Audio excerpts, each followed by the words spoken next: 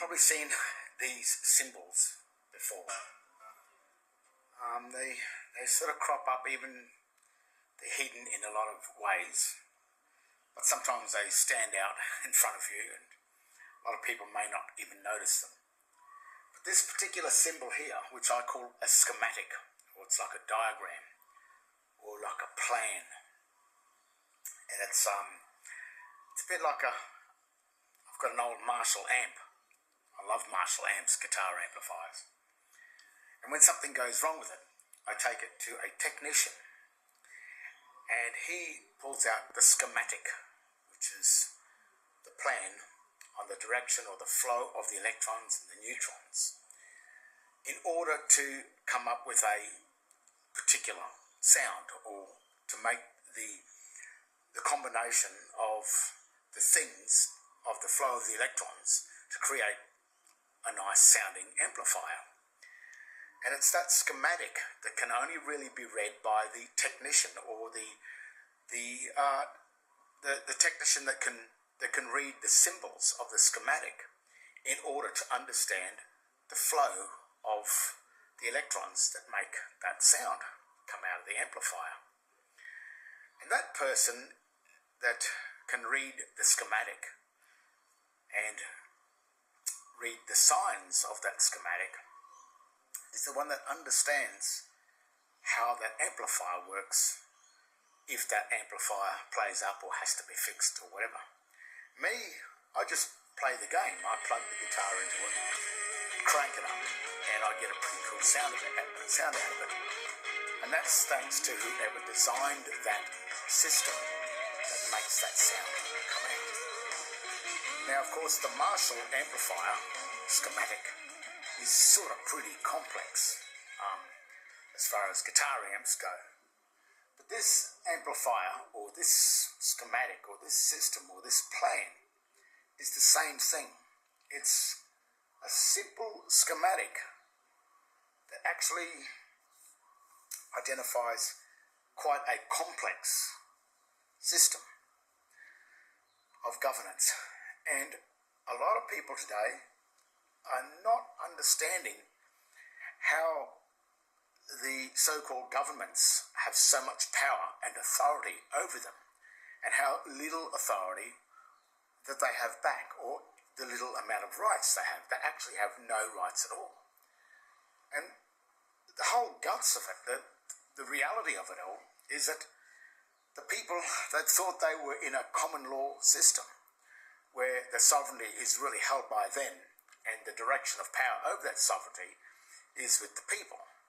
But what's happened in this system and in relation to these Masonic systems, these symbols, is that you have been changed from a land-based common law system into a military, navy, or military water-based system that works and operates in a form of shipping or a military system, where you have been turned into a private citizen of a foreign administrative ship that administers a thing called a trust territory. And if you look at the normal dictionary, as you can see here, a trust territory is a designated area, not particularly of land, of anything. It's a designated jurisdiction where the boundaries of that jurisdiction extend to. And in a case of United States, or a case of Australia, or Canada, or Britain, or Great Britain, these areas are really known as trust territories. And a trust territory is something that is governed by the United Nations, as you can see here. United Nations trust territories were the successors of the remaining League of Nations mandates, and came into being when the League of Nations ceased to exist in 1946. All of the trust territories were administered through the United Nations Trusteeship Council. And a trust territory is, in this case, is a layer of jurisdiction that sits over the top of land, of the real land. what's happened in the past is that to get the jurisdiction of the sea, which is a navy system where once you enter into a ship and you're a crew member on the ship, you don't have any rights. You follow by the statutes or the rules of the ship. So if you are a crew member on a ship, you do as the captain tells you on a ship. But on land, you have this common law right where it's not shipping, you're on land and you hold the sovereign power, which is really the birthright to the land. And even on land governments, if you issue your dominion, which is your share of the mineral and energy wealth, to a king or to a state or to a body, then that grant of that power gives you the directive power over that grant of your dominion, which is the mineral, in our case of today, where mineral and energy wealth has become so powerful and so wanted and so needed by big corporations around the world. That right, that mineral and energy sovereignty belongs to the people. It always has, because it comes from the birthright of people that are born on a land. So what sort of has happened is, you may believe that this is the case. You believe that you are a man and you are sovereign and your rights to the mineral and energy wealth of land has been granted to a body. And in the old days, it used to be a king or a queen or a sovereign head of state, where all the sovereigns basically come together and hand up their sovereignty to one person to administer it. And that, in the past, in that situation, has been a king or a queen. That operates under a company where it's not a corporation, it's a company. The difference between a corporation and a company is basically the company, the members of the company reserves its rights in a company to still have directive power over the estate granted to the head of that state. But a corporation is different.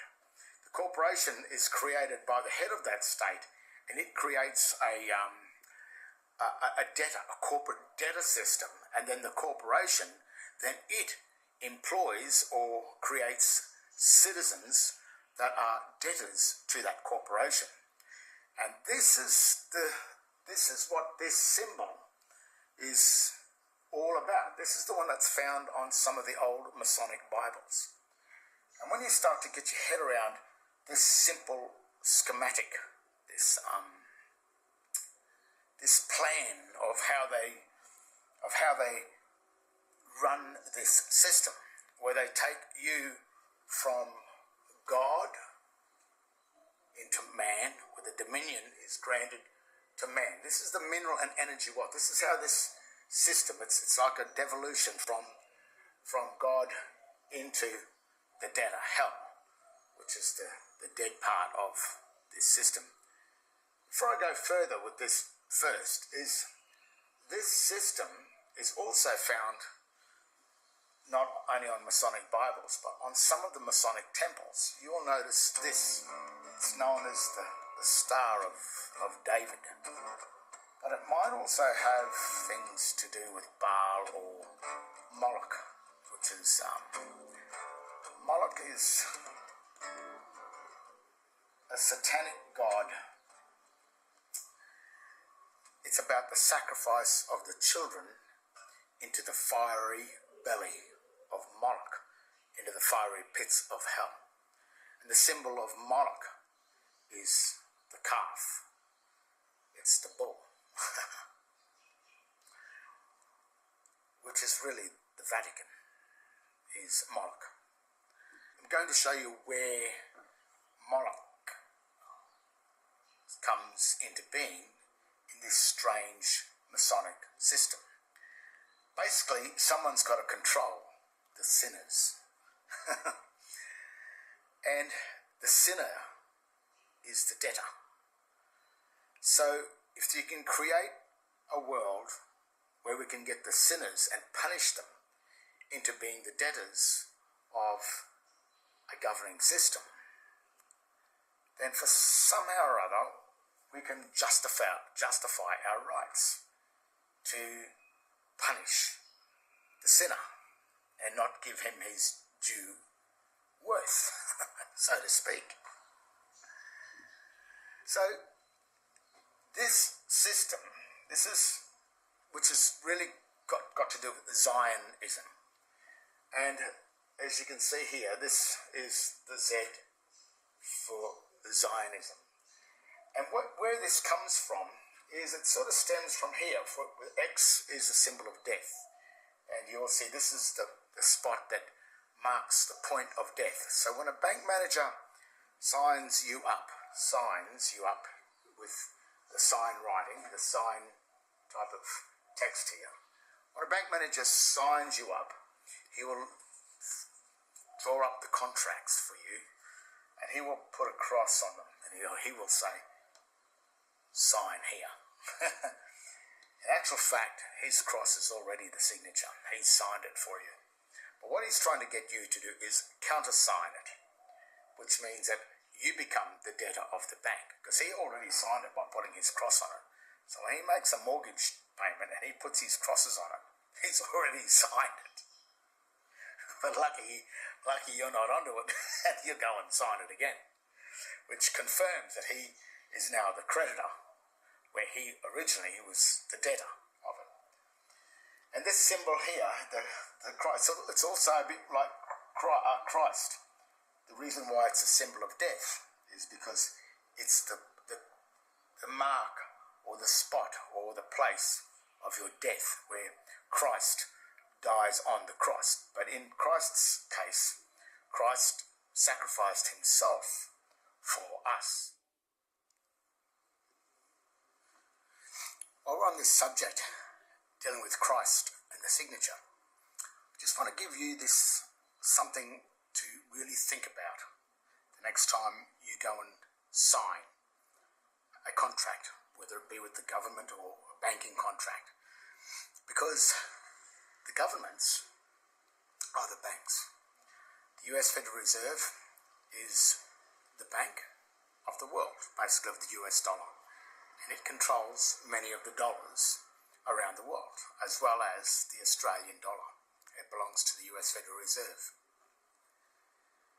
But Christ made a warning, or what I should say is the warning of Christ when he died on the cross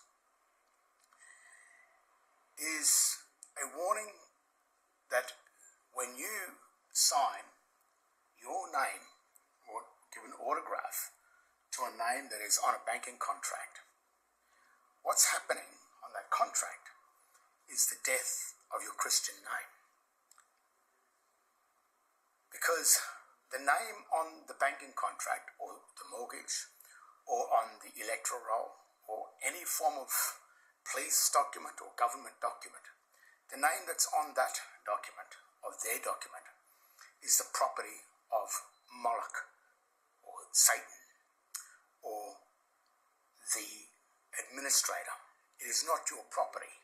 But because of the indoctrination that you've been through and your lack of ability to check and double check what is written in the Bible and also what's written in the dictionaries, as well as the English dictionary and the Black's Law dictionary, you have lost your name.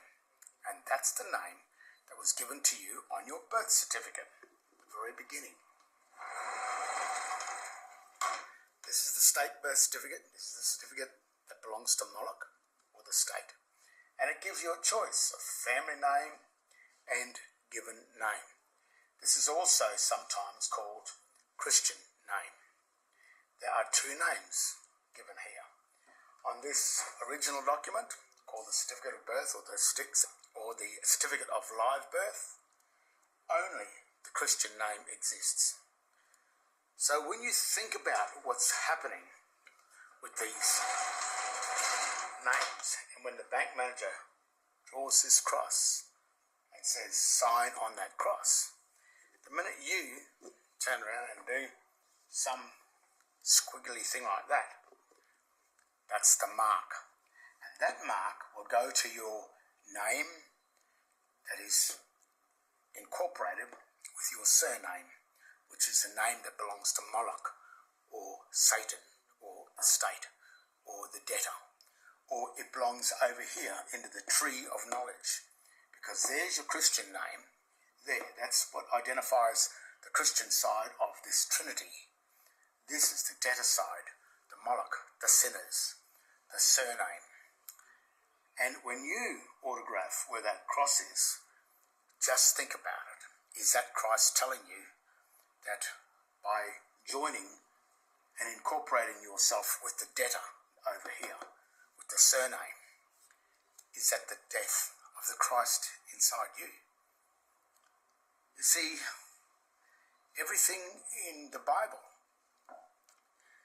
is a symbol.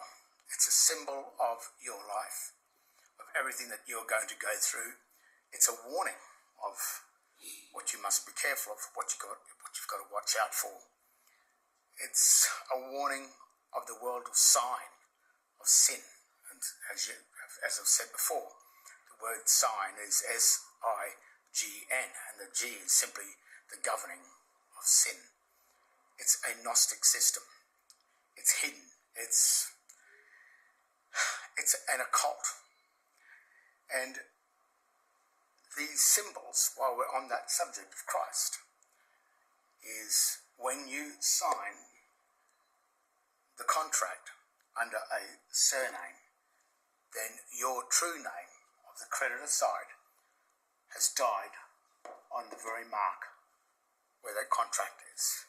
And then what the bank can do, the bankers or the debtors, the administrators can do, they can always pull that piece of paper out and say, no, you put your mark on it. That's your mark. You claim this name. You claim the name of the debtor. You claim the name of the sinner. And within this Trinity, within this trusteeship, you claimed to act over here on the debtor side of that trust. And the reason why you are there is you just did not know the symbolism, the schematics, the satanic Gnostic system that is behind the system to get you to kill yourself on the cross. Christ dies on the cross. Your Christian name dies on the cross. This cross is also these two triangles like this, inverted. One's a mirror image to the other one. And what these triangles, these three, which is a very powerful thing. We all know that triangles in buildings, and even up in here, a lot of buildings use triangles for strength, because a two-way contract is a contract between two people. But when you bring the third party in a contract as the administrator of the contract and also as the witness of the contract, then the third party entering into that contract makes that contract very powerful, because when one tries to bail out of the contract, you have two other parties that say, oh no, you can't bail out, you said this, or you said that. So this third party system, these are triangles, is a system of creditor, debtor, and administrator.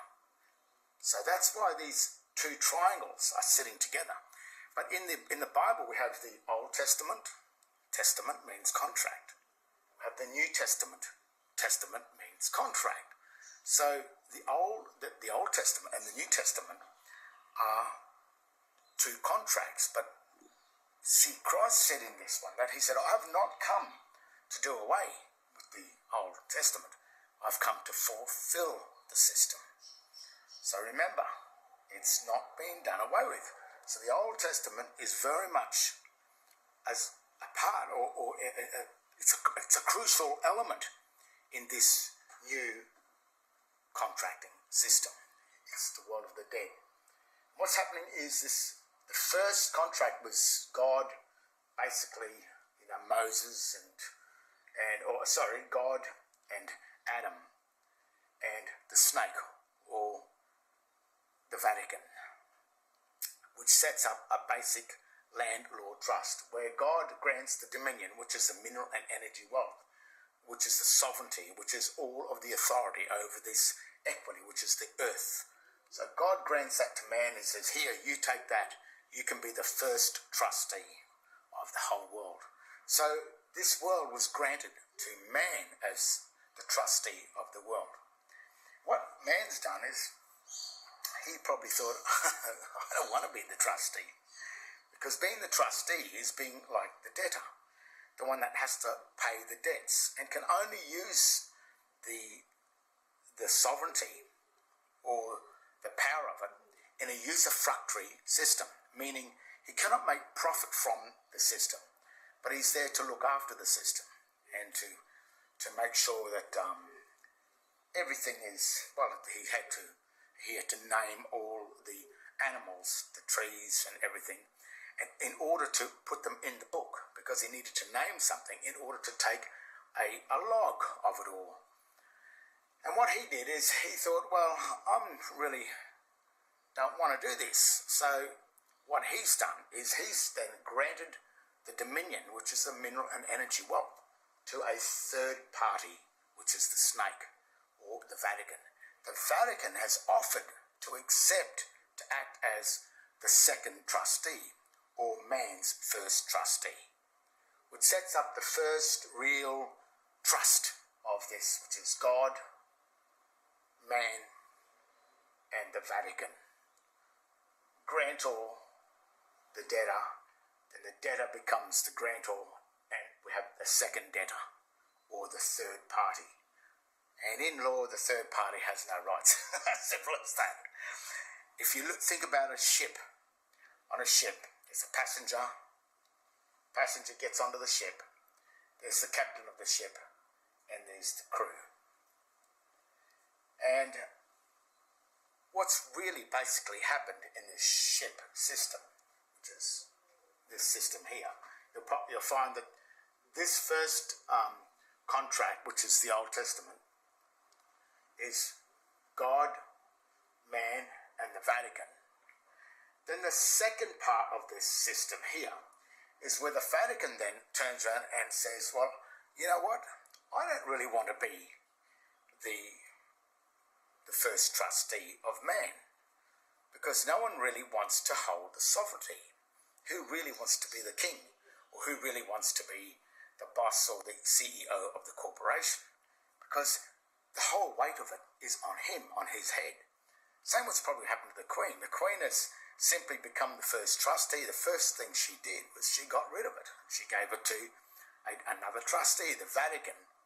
Then the Vatican, it turns around and offers to be the trustee of man. Because the Vatican knows how to convert man from the debtor. The Vatican knows how to convert man from his creditor into his debtor. And that's all it is. That all happens in Adam and Eve, when on the tree, there's the tree of knowledge, there's the tree of life, and there's the tree of knowledge, which is the tree of death, or the tree of debt. And all the Vatican or the snake did was offered Eve the right to come from the creditor to come over into the debtor. But what did he say? He said the fruit, it tastes good, it's beautiful. And that's what Eve said when she ate the fruit, which has become the usufruct, which is using the fruit of the debtor, which is really just the credit card. And once Eve had a taste of the credit card, or the ability to borrow from the future, she thought, this is good, I like this is nice. But the only thing is that when you go there, at some point, you have to pay it back. And that's the whole guts of what's going to happen with this system. Now, this goes from God to man. Man grants the dominion, mineral energy wealth, the sovereignty of the planet to the Vatican. He becomes the first trustee. This probably happened around 1213, 2 years before the Magna Carta. I think it's the Treaty of Rome or something like that, where Rome has accepted to own everything on the planet. It has become the first trustee. And what happens then is that being the trustee, he's the first debtor. The Vatican must pay all the debts. And man then, the minute he accepts to act as trustee for man, man then comes right around down to here as the creditor. And all of his debts are paid by the Vatican, by Moloch, by the bull, by the snake, by the serpent. And one would say, wow, why would anyone want to pay the debts of the world? Before we just go there, when this first happened, when man granted the dominion to the Vatican, when he handed the dominion on, God said, man has come like one of us, simply meaning that man has become a grantor of the dominion. Man has become the beneficiary of the sovereignty of the planet. Man did it because God had it. He granted it to man. But man got wised up with it. He thought, well, I'm going to grant this to someone else. So he grants it to the Vatican. Then the Vatican comes along and he then grants this debt to a new debtor. But the trouble is, man is the creditor. But the debtors over here are us. Where is man too? Because at the moment, all of you are paying the debts of the state. You don't have any rights. You're stuck in this crazy world where it's as if you are a crew member on a ship. And when the magistrate, which is the Vatican, which is the captain of the ship, when he says jump, and you don't jump, well, into the hold you go. Into the prison you go. And you stay there until you get a fine and then you pay the debt. You can't come out until you pay the debt. Then everything you own, your houses, your cars, the whole lot, if you don't pay the rates on it, doesn't matter how much you own your house, if you don't pay the rates, which is rent to the owners of the land. How come you own the land, yet you got to pay rates on land that you thought you owed? You owned. But that's because the trick of the Vatican is that he converts man that has come down as the creditor. He's so clever that he tricks man from being the creditor over into the land of the debtors. And that happened at birth. When we were born, the state placed us over into this area first. And it wasn't that the state did it. It was because our mothers had granted us, we were the dominion, had granted us and gave us to the state to look after. That only had, that time period was until the age of majority. The biblical age of majority for a man is 21. And that is how this trust works. So what happens is man grants the dominion to the Vatican. Then the Vatican, which is the trusteeship, which is the debtor, the one that pays all the debts, he's granted it to another party, another third party, which doesn't actually exist. There's man, there's God, there's man, there's the snake. So what is this thing down here? How come that we've come down into the debtors of this? Well, those things are called persons. And what the Vatican had to do is create, this is the true contract here. This is God and man, which is real. This is the realm, which means real. And this is the Vatican.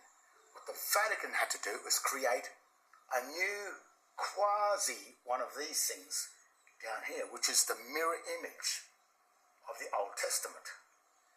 And it is the world of the dead. It's the world of the fiction.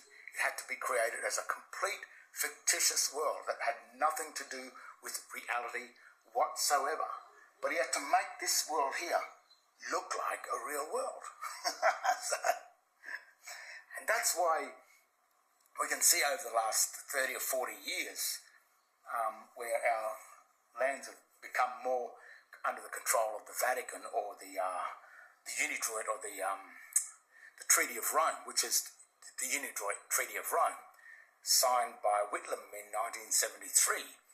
And also, as I've said before, Kennedy didn't want to sign the Unidroit Treaty of Rome, handing the administrative area of the United States over to Rome or the Vatican.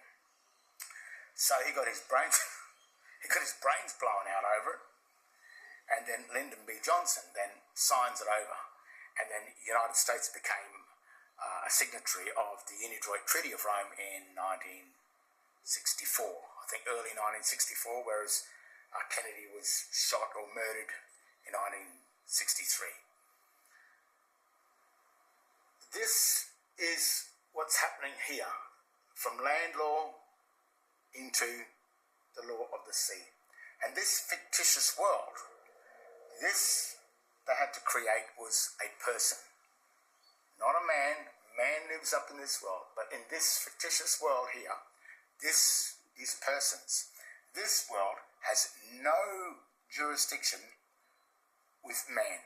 As a matter of fact, man can't even enter into their courts or enter into the ship. And the reason why this is because both the creditor and the debtor had to be set up in a fiction in order for man to benefit in this new quasi-strange, fictitious world of the dead.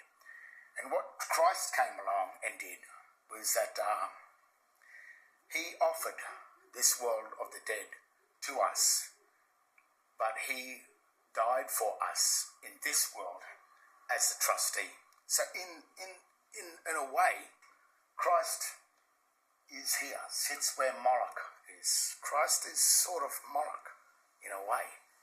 He's Lucifer. He controls the world of the dead. He's the one that sacrificed himself into this world in order to act as our trustee, which is strange, but that's what I mean in Matthew. And what he did is he said, in my name, which is the Christian name, he will save you. But if you take, which is over here, this is the Christian side, which is, if you look on your birthing certificate, you have two names on your state birth certificate. You have a name and a surname. Your name is John Henry. The surname is, say, Smith. So what Christ did is he gave you a choice of two names. Would you like to have a Christian name or would you like to have a surname? It's up to you which one you would like to be birthed to. And that's why there are two birthing certificates.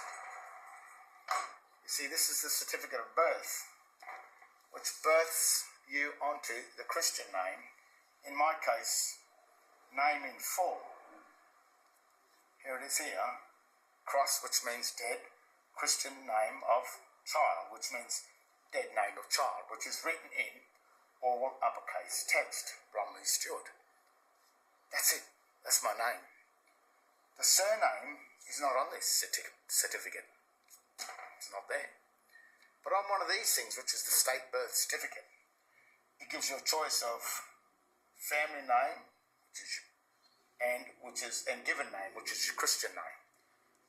There's a choice of two names: Smith, John Henry. The certificate of birth, which is the creditor side, I'll just write that here.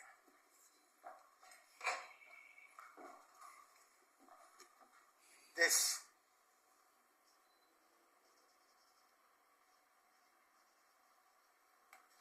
one, the debtor.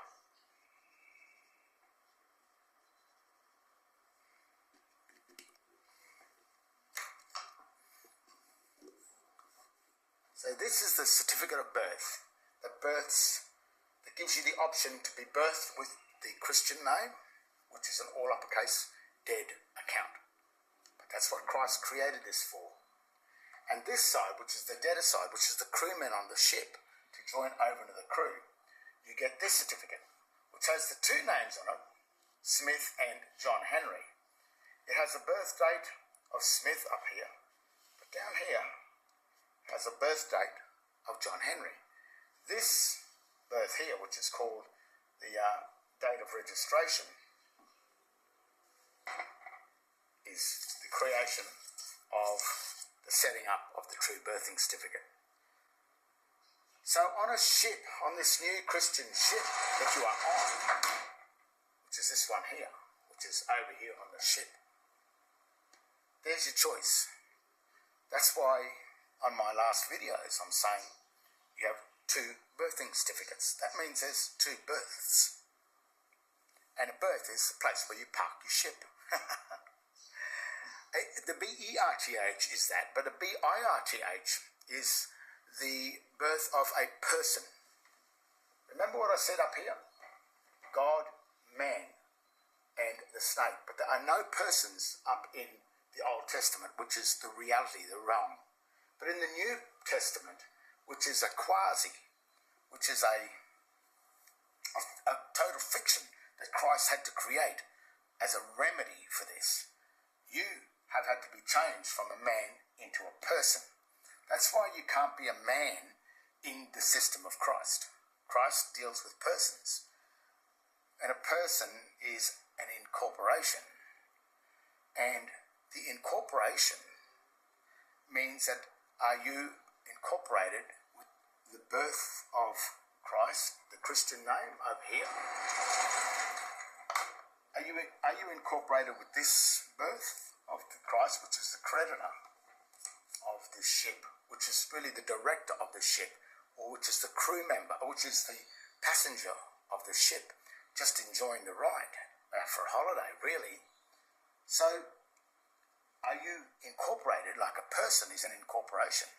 Are you incorporated with the creditor side of this trusteeship, or are you incorporated with the debtor side of this?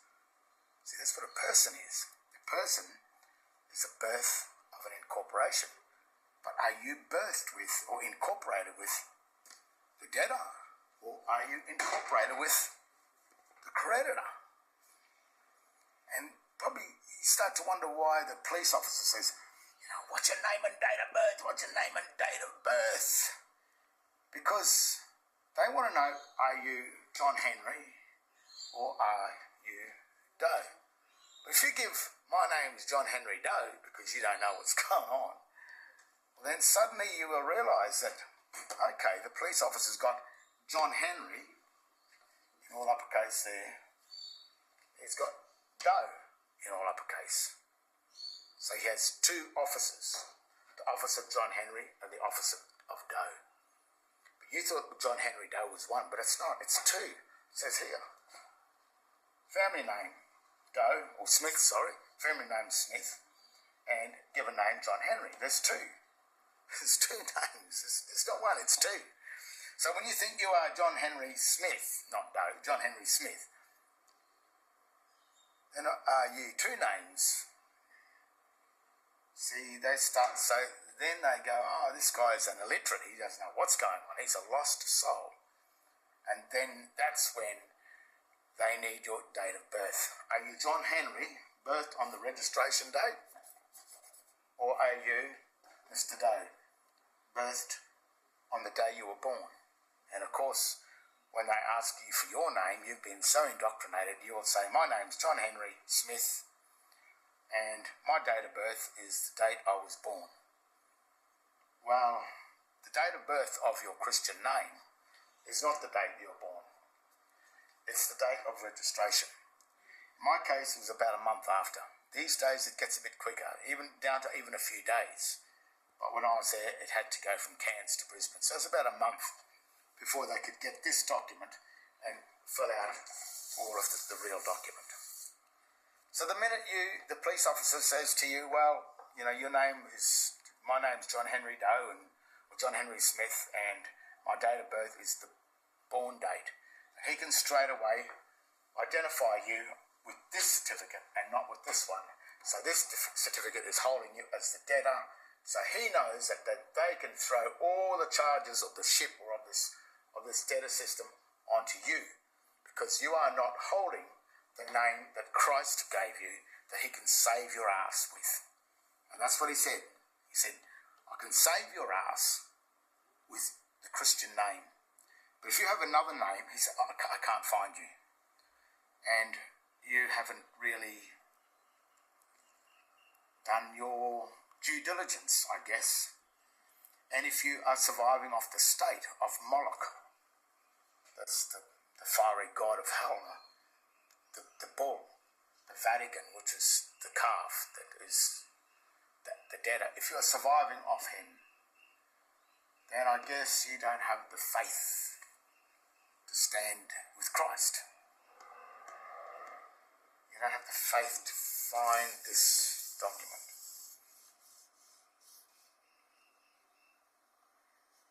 And this schematic, this plan, these plans are what's sitting on Old Testaments, on old Masonic Bibles. And that's what this schematic is all about.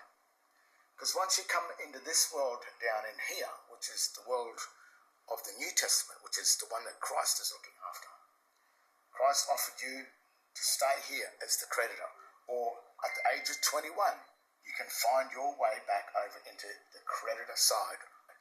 But if you remain on the debtor side over here, you are like a crew member on the Vatican ship. And I can tell you something, that Vatican ship is one harsh ship to be on. The Vatican has been handling the law of the sea for thousands of years. And what this is, once you've been brought down into this, once the Vatican offered man to act as the beneficiary of his trust, then you come down and sit over here. And then your mother really has thrown you over here. But at the age of 21, you have the right to come back from there, back over onto this side of the trust. Which means that this side holds the power of direction over the captain of the ship. Because you are in this area, in this side, you have the rights of the passenger. And the thing about a passenger is on a ship is that even on the P&O or on the cruise liners that travel around the world, it must be beautiful to go on one of them. I'll go one day. To enter onto those cruise ships, the passenger has a bill of right, which is really the constitution of the ship, of the trusteeship. And that's where things start to shine in relation to when you're the debtor of this trusteeship, or like a crew member on the ship, then you don't have a Bill of Rights. So the constitution of your country, and if you don't have any rights to that constitution, and you're holding the surname, and you're holding the wrong birthing certificates, such as the state birth certificates, well then this is the consent, this is the proof that you are no longer under the true constitution of that trusteeship, the true constitution of the state, or the trusteeship called Commonwealth of Australia Constitution. You are not on this side. You don't get the benefit of it.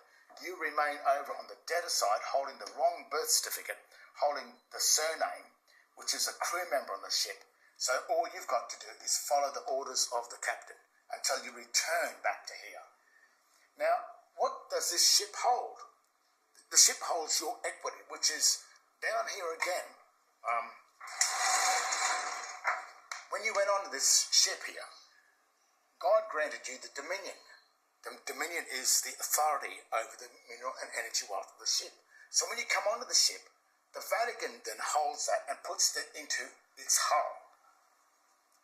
And it then administers your mineral and energy wealth while you are on that ship as the passenger. It's like your cargo on your boat, on the boat. You get on the ship, you give them your cargo, and it administers it. It holds it, uses it as a usufructory term, I guess you could say, until the voyage is over. And in case of a voyage of life, I think it's a 70-year term. So when you hit 70, then you have the right to either leave the ship and reclaim your equity, and whatever they've made profit out of it, remember the ship can't make the profit. If they've made profit, then all of your mineral and energy wealth royalties will be in that. But you can't get that back while you're a debtor, while you're holding the surname of this trust.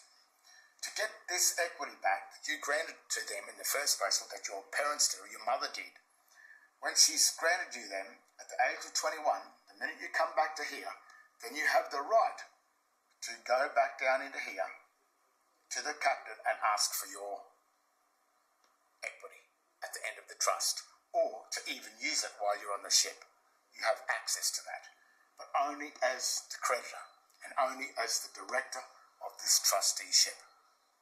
So all those people that are inside the state holding surnames and on benefits of the state, whinging and complaining about their rights being eroded, their rights were not eroded. They never had any rights while they were sitting on this side of the ship. Remember, that's the port side. This is the side that aircrafts and everything, that's where you enter the ship. If this is an aircraft, that's the side that's all on. That's the side that, which is the port. That's the side where the crew members, that's the side where the passenger gets on the ship, on the port side. That's the cargo side, where you port the cargo off. But when you're on this starboard side here, that's the crew. They are not allowed to get off that ship. That's their jurisdiction on that ship. And if they want to come back to get off this ship, they can have liberty to leave the ship, but only on terms and conditions of the trusteeship. But if you want to leave this ship, you have to find your way back across over into here as the passenger on the ship. And then as a passenger, then you have the Bill of Right, just like a P&O cruise liner. You have the Bill of Right to then demand your estate, your equity, your mineral and energy royalty wealth back from the administration. He hands it back to you, and you either can get off the ship or you can remain on the ship and stay on the ship as the director of the ship. But if you don't come back to this, and if you don't sort this equity out and and work out how this system goes, you can never ever leave this ship. And any person that's sitting down here holding surnames, I think we've got a couple of them, people in Australia here trying to claim, or one in New Zealand trying to claim to be the king. But both of them are claiming to be king of Australia. And Australia is the trust territory that belongs to the British Admiralty. Australia has nothing to do with this land that we are standing on. This land is either Australasia or Terra Australis, but it is not Australia. And that was proved even in the statutes. I think it's the Interpretations Act 1901, Section 2B. And it states what Australia includes, and it does not include Terra Australis or Australasia. Australia is a trust territory of the Vatican. So anyone claiming to be the king or whatever of Australia is really a belligerent going against Moloch or even against Christ, because this is his ship. It is not the ship of any sovereign thing here, because the sovereignty was up here and it's been granted to Christ through here. You don't want to be sovereign. That's the last thing you want to be. And you can't be sovereign while you're standing here. And the only real way to get back to here is to know how to find that document. And if you want to stand in this light, in this document, if you want to stand in this under this power, then you cannot stand here This is a choice. You can't be here and here at the same time. You can be here or here. But you can't be here and operate between these two, because that's a fraud. This is a fraud anyway, but that's a fraud. That's a theft. That's almost... And while you are a debtor on this ship, then you really have to obey the rules of the ship. If the magistrate says jump, or if the police say jump, you jump. But if you are over here and the magistrate or the police tell you to jump, it can't happen. Because you are the creditor of the ship, which is the crew, which is the passenger of the ship. And without a passenger in this ship, then the ship has no ability to exist. The ship needs a passenger. The ship needs cargo to give it a reason to exist. So you don't have a choice while you're here. So those people that are debtors and hold surnames and take any benefit from the state, then you do as you're told. I wished it was some other way. Or you do the fight. From Kalamazoo to Timbuktu, the longest journey any man could ever take is getting from here to here. But sometimes you just have to do it. There's some strange stuff going on around the world at the moment. This is this one world trust. There it is. That's the one world government. It's a Masonic system. Be it that it's good or be it that it's bad, the big thing you have to do is you just got to understand what it is. Because if you don't know what it is, you can't deal with it if you don't know what you're dealing with. And this is very hidden. This is why it's esoteric or occultism, which means hidden, or Gnostic with the hidden G, in this Masonic symbol, which also means hidden or only known to a few. It's a bit like the technician that can read the schematic on the Marshall guitar amp. Those few knowledgeable men that can read that sign or the language of that are the ones that know how the thing works. And all of us lame guitar players that just make the thing sound cool have no idea what's going on with the symbols. Well, the Masonic system is much the same type of a thing, and understanding and comprehending this. What's happening in the world today is that the world is making you dependent on their system. And when you become dependent on their system, then you need this document, which holds you in as the debtor. And there's a very dirty trick at the very end of this system that they don't really ever want you to know. When you grant the equity to this Masonic system, it goes into the hull of their ship, and you get put down into the debtor side of the ship. If you don't come back into the creditor side of the ship after a certain amount of time, and if you die on this side of the ship and you are not aware that you were ever the passenger, you died as a crew member without ever knowing that this existed, and without ever knowing your true name and your true date of birth, which is the registration of this document. If you don't know that, then that means you will never write a will for the equity that's in this ship. So that when you pass away as a debtor and never return back over to here as the creditor of this ship, then your equity, which is your treasury, in law remains with the trustee, with the Vatican, with the snake, with Moloch, the fiery hell. Moloch was all about sacrificing the children. And the word birth and the word child here written as sign, birth, child,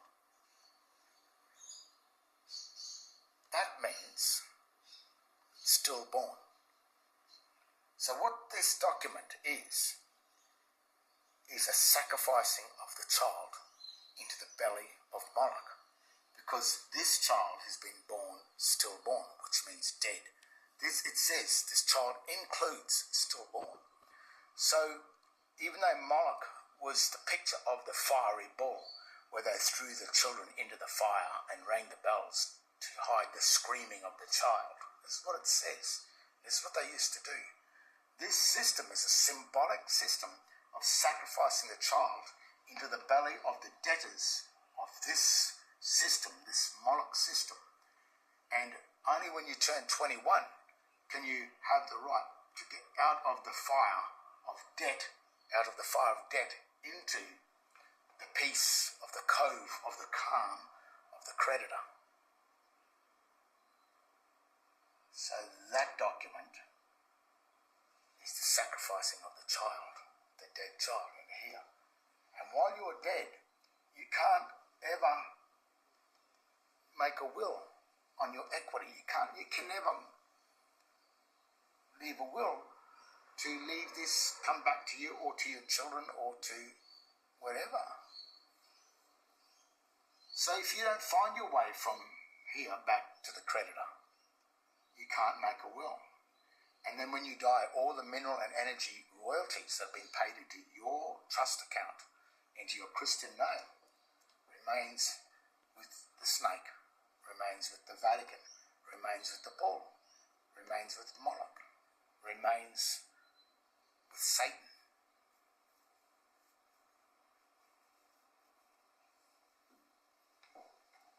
And that's why they want you dead. That's why there's so many wars that were created from World War I, World War II, and World War III that started in 1953. The silent war that was slowly poisoning and killing us all, because they want us dead before we reach this certificate here. And as you know, the few people that have tried to get this and have gotten it, what did you go through to even get it? You were shunned, you were told crap, you had to fight to get this certificate, because this certificate here is the one that where you realize you are waking up, that you are not just a crew member on a Vatican satanic Masonic ship. But if you come over to this side, you are on the ship, but you are the director of the ship. And being on the director side, you are out of the danger, the death zone of this ship. And you have the right to either remain as a director, because this captain of this ship, he cannot do anything but obey your orders. And they don't want to sink this ship, they've got to keep it going. So you have the power over this satanic thing. Or you can get off. And you can take your equity and off you go. So you have that power over that ship. But you don't have that ship, that power over here in this credit and the debtor side. You don't have that power while you hold that. You don't have that power when that police officer asks you for your name and date of birth. You say John Henry Smith and then give your born date. Oh man, you're gone. That copper knows he's got you. But if that police officer can't get this information and you start giving this, the police officer, if he's dumb, he'll carry on. But if he's got any brains at all, he'll get back in that commercial vehicle that he's in, because he's not even the government. And you shouldn't see hightail it and get the hell out of there, because this is the power. And all he has to do, all this one here has to do, is send a notice to the administrator, who is the magistrate, to charge that debtor. And that debtor can never get back his equity while he's here. And we have a trouble, that's one of the troubles we have with these new so-called kings that are trying to claim kingship over this thing called Australia, or the thing called Britain, or the British royals. The Queen's probably too happy to give it away. The poor thing, she's been the debtor for all these years, and but has had to deceive everyone into this sort of system. But then we got these other people that are from here that don't know anything about the reality of this. But like I say, the last thing you'd ever want to be is king or queen of anything to do with this system. Because this system is a trust territory. It floats over the top of of this country, of this land. It's probably known as Terra Australis. Remember that? That was known since 350 AD. This country's been known about. Even Magellan, I think he bumped into it sailing along in his tinny. Whoa, what's this? And then, of course, the Duifken, which is the Dutch in 16-something, early 1600, 1500, 1600. And then old Lieutenant Cook, which is, again, people think that he made a claim over Australia. Well, he did make a claim over Australia because he knew darn well that Australia was not Terra Australis. That's why they called it Australia, because they didn't want to be accused of stealing anyone's country, which he didn't. And this whole thing is Zionism. As I've said, this symbol here is on the Israeli flag. Zionism is the journey from God into the debtor to hell, and also the journey from hell back up to God. And there it is. That's what it's all about. The other document is to read is Silent Weapons for Quiet Wars. That was supposed to be deemed as a fraud or as a hoax, but what I think it was the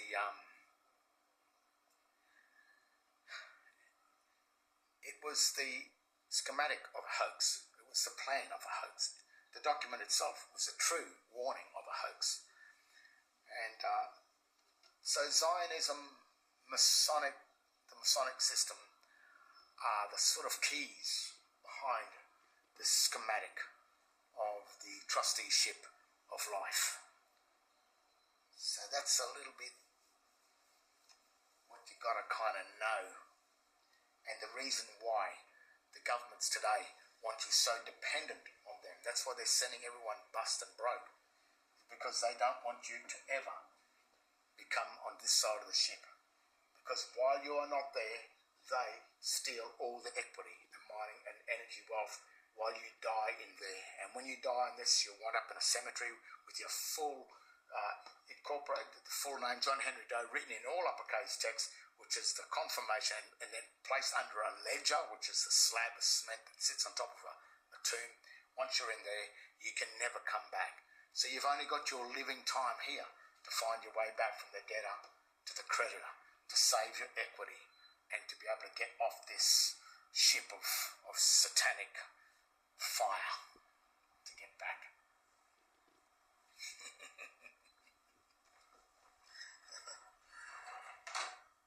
Death, symbol of death. These two triangles come together to form this. This symbol is Zionism, which is the debtor and the creditor. The Old Testament, the New Testament.